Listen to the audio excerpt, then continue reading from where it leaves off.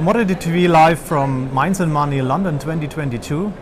And first day, first interview, and what would be better to start with a uranium company. And with us here is Chris Frostad, President and CEO of Purepoint Uranium. Yes. Hi Chris. Hi, how are you? Very good, very good. It's Good. quite exciting to be here for the first day. Yeah. Thanks for taking the time. So you are very active in the Athabasca Basin. We are, which is in northern Saskatchewan in Canada. It's probably the richest uranium area in the planet, primarily because of the ore grades that come out of the ground up there. Typically you'll mine uranium at 0.4, 0.5% ore grade, and the two mines that are operating right now up there are mining it at 20%. Wow. We've had pockets as high as 80%. So it's a bit of a freak show up there, and there's a lot going on. That's impressive. Yeah. Okay. So you have there, let's say, a couple of projects, but your flagship project is named Hook Lake. It's called Hook I Lake. believe. And can you give us an insight in this project? I can, please? for sure. We've actually got 12 projects across the basin. Most of them are 100% owned, and most of them we actually picked up about 10 to 15 years ago during the last run in uranium. And after the price of uranium kind of fell off about 10 years ago or so, we're one of the last men standing out there that hung on to our projects, kept them going, and during the downtime picked up some other projects as well. So we've right now got a full slate of projects to keep us busy, but as you mentioned, our primary focus is on Hook Lake. That is a joint venture that we have with Cameco and Orano, two of the largest uranium suppliers in the world. And it's a very exciting project for us because we're a 20%, 21% joint venture partner, and we operate the project on their behalf.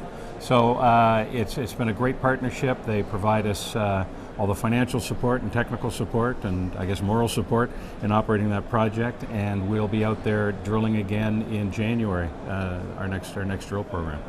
Okay. Yeah, the operator and your drilling, that's good. Are you sharing costs on this? We are. We do basis? share costs. So that's the project that got us through the downtime, because as a 21% partner in that, they each split they have 39.5% each. So for any particular program, if it's a few $1 million, we have to come up with our 21%. But we also get paid a 10% management fee back. So it's rather economic for us to manage that project. And it sits right on trend and adjacent to two of the biggest finds of the last decade. NextGen is right next door with their Arrow deposit, and Fission with their Triple R deposit. And we carry on to the north. And it's a very important project for our partners. And it got us through that downtime while things were a little less exciting in the uranium front. But now with a lot more cash available to us and a lot more funding, we're able to really light up the rest of our projects as well. So we have 3 projects we're drilling right now, 2 more on the eastern side of the province, and it's all going very well. So drilling plan for 2023, but what's the current status of this Hook Lake project? What has been done in the past? Right. So Hook Lake, we've spent many millions of dollars at Hook Lake. We identified a deposit right at our claim line that we spent a few years defining off, but it was a smaller deposit, and our partners can't really free up budget for a project that they don't see as having the potential to deliver at least 100 to 150 million pounds of uranium. So we identified a smaller deposit of probably 15 to 20 million, and we've kind of moved off from that. We're drilling in a new area of the project that we think is probably one of the best untested prospects for a Tier 1 deposit right now in the basin. Yep. So we typically will do a drill program once a year. It's typically in the winter because that's the easiest time to get around up there. And so our proposed drilling for the coming season has been approved by the partnership, and we will be moving drills in there in January, early January. Okay. So Hook Lake is more in the southwest of the Athabasca Basin? It's in the southwest, which is a new area that's really been opening up over the last 10 years. And your other projects are more in the western part? They're more in the eastern part. More in the eastern part? Right. So right now, all of the mines in the basin are on the eastern side of the province, up a very specific trend. And that's where all of our other projects actually reside, are on that side of the province. So you're relatively near to the big names or the big well, there's Cigar Lake, mines? there's Key Lake, there's McLean, like there's all of those mines are along there. So, and we have projects at various strategic points along the way. The one that we're drilling right now, as we speak, is called Red Willow. It's at the north end of that mine trend, right on the edge of the basin. We've been picking up a lot of uranium mineralization in the area, so we're following that up right now. And we're also moving the drill from there up to another project called Turner Lake, which sits next door and adjacent to a very recent find. ISO Energy, who's one of our peers out there in the basin, in July put out a resource estimate right next door to us of close to 50 million pounds at 34.5% ore grade, which is nuts, absolutely nuts. So we're doing some preliminary drilling to the north on that trend to see whether that kind of joy carries on over onto our property. So infrastructure is really good on these projects? It is, and it can be. All of the processing plants and mines are over on that side of the province, so all of our projects are fairly close by. As a matter of fact, we have to drive through the McLean Lake Mill to get to our Red Willow property, so it's just that close. And again, our partners are typically looking 5 or 10 years down the road for feed for those mills. And so when we find things which are rather shallow where we're drilling as well, if it's going to be easily accessible, if it's close to the mill, then it'll certainly be attractive to those folks. Yeah. So you mentioned that you want to drill on three projects? Well, we're drilling 2 right now, as I mentioned. Yeah. We're drilling 2 now. We for sure are drilling at Hook Lake in January. We've got another drill lined up, which will probably be drilling at Red Willow.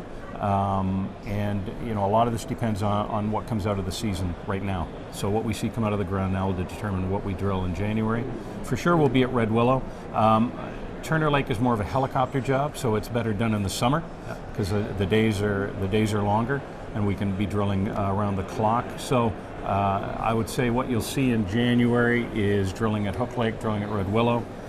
Then in the summer you'll see more drilling probably at Red Willow, some of the helicopter targets we've got, and Turner Lake, and possibly some of our others. We've in the last year brought all of our projects up to a drill-ready state, and we have targets defined on all of them, so it could be a very busy year for us. So first develop the projects on your own, and then what's then the overall strategy? Typically, seeking partners, or? Yeah, I mean, we are purely an exploration company, so our value proposition is discovery.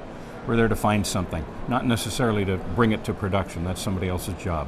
So, I think with the number of projects we've got going and where they are, and the cash in the bank we've got now, and the plans, we're maximizing that likelihood of a discovery, and that's our job. And once we identify those deposits, we would typically bring them up to a resource estimate of size that would then be attractive to a partner. What is cash in the bank? We're finalizing a financing right now that'll leave us with about $6 million in the bank. Oh, okay. And lots of money to do lots for of drilling in 2023 for sure. Okay. What about the shareholder structure, and how much is management holding?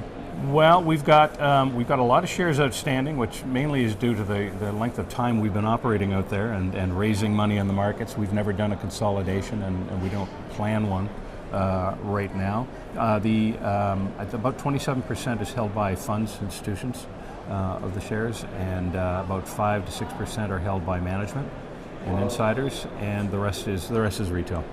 Okay. So if you want to summarize everything, so what are the most important catalysts for the next months? I think, the main catalyst is the drilling. We're doing a lot of drilling on a lot of projects, and I think that's going to be our news flow over the next year. I think our big points are, that we have got a large, substantial portfolio of projects right across the basin that have all had substantial amounts of exploration work already done on them, and they're well advanced in, of course, the world's richest uranium district. We've got 2 of the best partners on the planet in Cameco and Orano, and we've got a fabulous team who's got decades of experience working in that area and know what we're looking at and know how to find more of it. So all of that and $6 million in the bank, and drills are turning, and life is good. Sounds great. Yeah. What do you think about the uranium market at the moment, the current status? Well, it's interesting. We're still a ways away from an incentive price, which would be that level at which mines are really making money, or you can open up a new mine.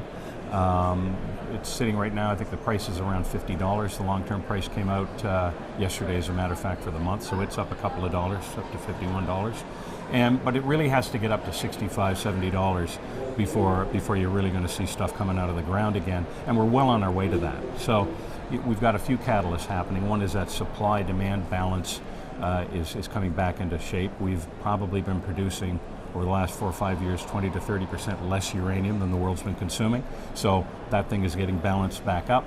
We've seen a number of things give us a jolt. In COVID shut down what mines were operating, and certainly the Russian-Ukraine conflict is tying up the fuel supply. But I think more importantly, what we're seeing now is a real swing in the attitudes towards nuclear, and we're seeing in many countries, even in the last few months, really making that swing and looking at it as a green energy source, making uranium a critical strategic metal in many countries. And with Australia looking to turn around from their moratorium on nuclear, the United States leaving a lot of some of their reactors open longer than they thought they would, even Germany contemplating the last 3 reactors. A lot of that is going on around the world, and it's a big swing. Because 10, 15 years ago, nuclear was still a bit of a fearful problem, and now it's a bit of a savior when people are looking at green energy. Yeah. Okay, Chris, thank you very much for this insight in your company. And yeah, that was Commodity TV with Purepoint Uranium, live here from Mines and Money in London. I would say do your own research and check out this terrific company. Bye-bye from London.